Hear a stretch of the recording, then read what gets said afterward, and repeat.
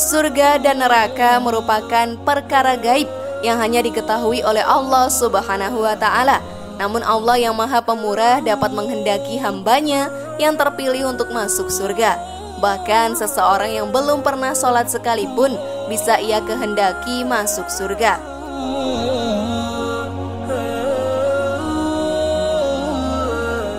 Hal ini sebagaimana dikisahkan oleh Abu Hurairah radhiyallahu anhu saat Abu Hurairah berkumpul di suatu majelis. Ia berkata, "Ceritakan kepadaku sebuah kisah tentang orang yang masuk surga padahal belum pernah sholat sama sekali." Suasana hening sejenak. Tak ada seorang pun di majelis itu yang mengetahui dan mampu menjawab pertanyaan dari Abu Hurairah. Seperti sebuah khayalan saja jika seseorang yang sama sekali tak pernah sholat berharap bisa masuk surga dengan izin Allah, bukan? Bagaimana mungkin bisa demikian?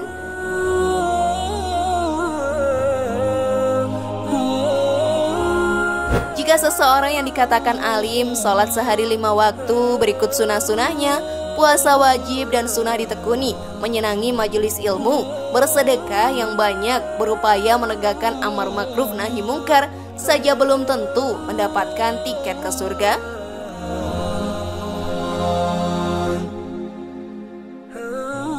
Namanya adalah Amr bin Sabit, seorang laki-laki dari Bani Abdil Ashal.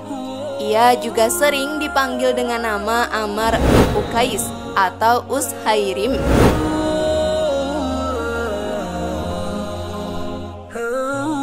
Amr bin Sabit pernah diajak memeluk Islam, namun ia menolak karena kaumnya. Dahulu ia memiliki harta riba pada masa jahiliyah dan ia enggan masuk Islam hingga ia mengambil harta tersebut.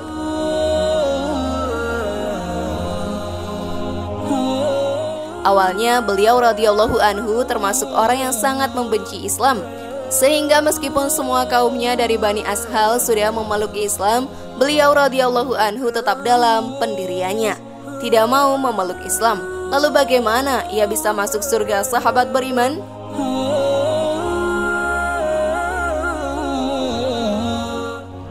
Sebelum lanjut, klik dulu tombol loncengnya ya, biar kalian gak ketinggalan info baru dari channel ini. Mari berbagi pengetahuan dan ilmu yang bermanfaat. Amin ya robbal alamin.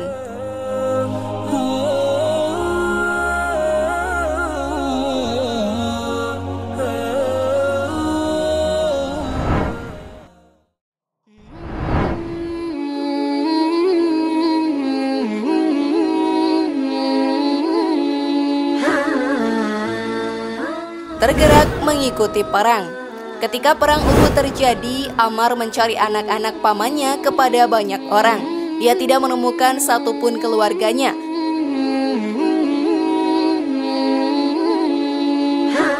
"Di mana anak-anak pamanku?" tanya Ammar. "Di Uhud, Bukit Uhud, lokasi peperangan," jawab orang-orang.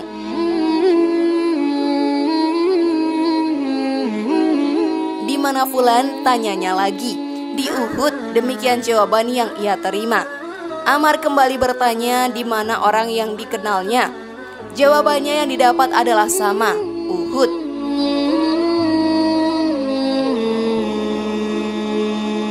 Ammar lalu bergegas mengenakan baju zirahnya dan naik kuda. Dia segera menyusul para sahabat Rasulullah dan berperang di Bukit Uhud.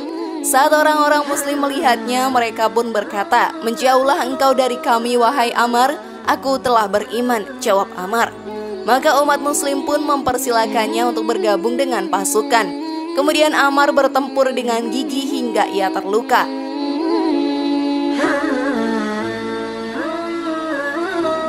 Saat perang-perang usai, sahabat beriman, orang-orang Bani Abdul Ashal mencari korban-korban peperangan dari kaum mereka. Tak disangka ternyata mereka menemukan Ammar. Mereka menatap lekat-lekat wajah Ammar. Ia memastikan bahwa itu adalah dirinya.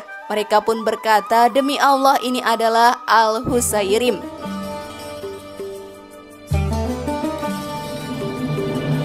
Ammar pun dibawa menuju keluarganya dalam keadaan terluka.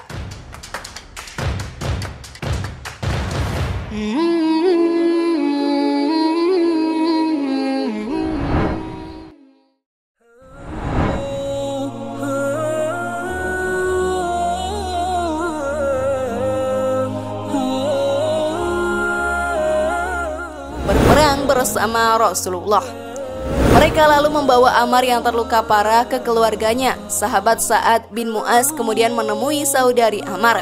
Tanyakanlah kepada Ammar apa yang menyebabkannya datang ke medan perang. Apakah dia berperang demi kaumnya atau karena Allah dan Rasulnya? Pinta Sa'ad. Aku datang ke medan perang karena ingin masuk Islam. Aku beriman kepada Allah dan Rasulnya. Aku masuk Islam lalu mengambil pedangku. Aku maju bersama Rasulullah SAW dan aku berperang hingga terkena serangan, kata Ammar ketika ditanya saudarinya.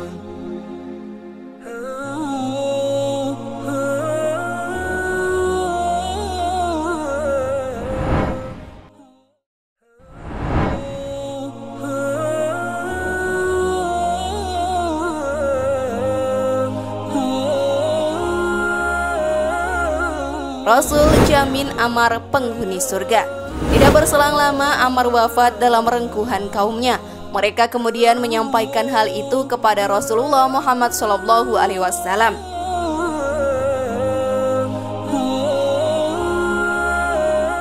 Rasulullah SAW pun berkomentar, "Innahu min ahlil jannah." Ia termasuk dari penghuni surga. Padahal ia belum sempat sholat sama sekali.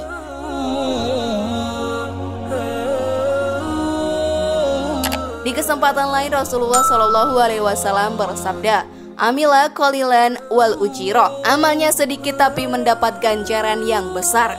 Sesungguhnya dia termasuk penghuni surga, jawab Rasulullah SAW.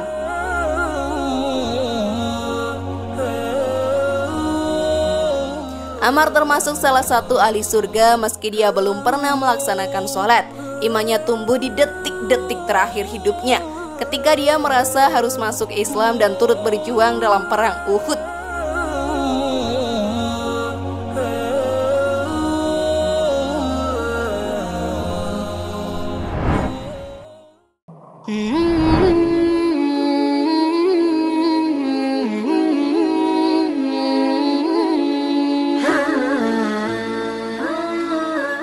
Kisah Ammar menunjukkan betapa rahmat Allah begitu luar biasa. Ampunan Allah terbentang bagi siapapun yang mau bertobat. Dalam lembaran sejarah emas sahabat Nabi ada peristiwa unik ini yang menunjukkan bahwa letak bernilainya amalan itu ialah bukan pada banyaknya, tapi pada kandungan kebaikannya meskipun sedikit. Kejadian yang dialaminya mengajarkan kita nilai penting berupa letak berharga tidaknya sebuah amalan ialah pada kebaikan yang terkandung di dalamnya, dalam artian sesuai dengan petunjuk Allah dan Rasul-Nya.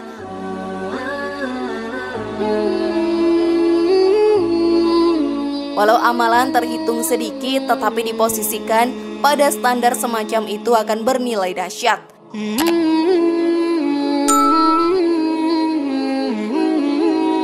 Sahabat beriman, pada pandangan orang banyak memang amalannya terhitung sedikit.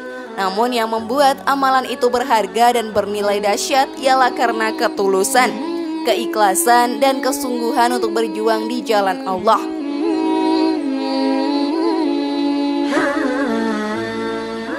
Sedikit tapi berkualitas saja sudah bernilai dahsyat. Apalagi jika kita melakukan amalan banyak tapi berkualitas, Allah Subhanahu wa Ta'ala pasti akan mencucurkan rahmatnya kepada kita semua. Kesempatan untuk itu sebenarnya sangat terbuka lebar jika kita menghendakinya. Kesuksesan kita terletak pada seberapa cepat kita berubah, serta sepandai apa kita menjemput momentum yang diberikan Allah Subhanahu wa Ta'ala pada kita semua.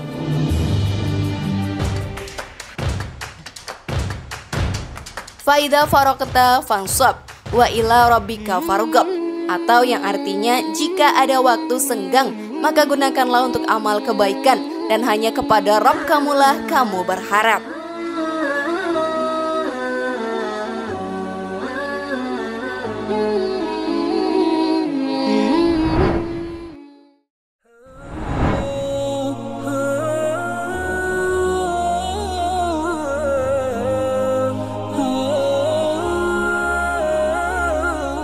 Dalam kehidupan memanglah tak ada yang tidak mungkin. Takdir Allah yang menggiring seseorang pada suatu kondisi yang terkadang tidak terduga-duga. Seorang yang sepertinya alim karena suatu hal dan lainnya, akhirnya ia terjebak pada kekufuran dan sebabkan ia terjerembab ke neraka.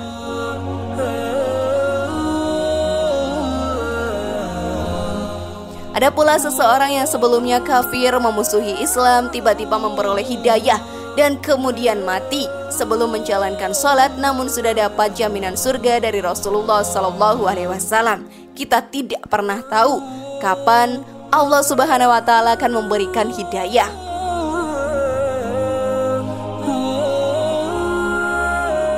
Jauhi yang mungkar dan berupaya mendekatkan diri pada yang ma'ruf.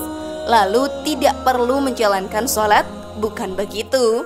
Tentu saja tidak ya, karena ini adalah kisah pengecualian di masa lalu. Namun pesannya sudah sangat jelas.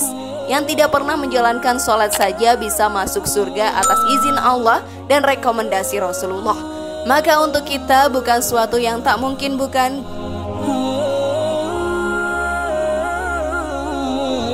Gapailah ridhonya, cari ampunan dan welas asihnya. Siapa tahu satu tiket untuk menuju surga memang untuk kita.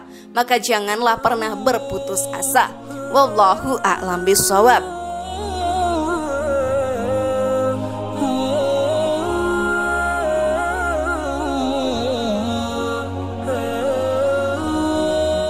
Nah, itulah tadi tidak pernah sholat tapi dijamin oleh Rasulullah masuk surga. Bagaimana sahabat beriman?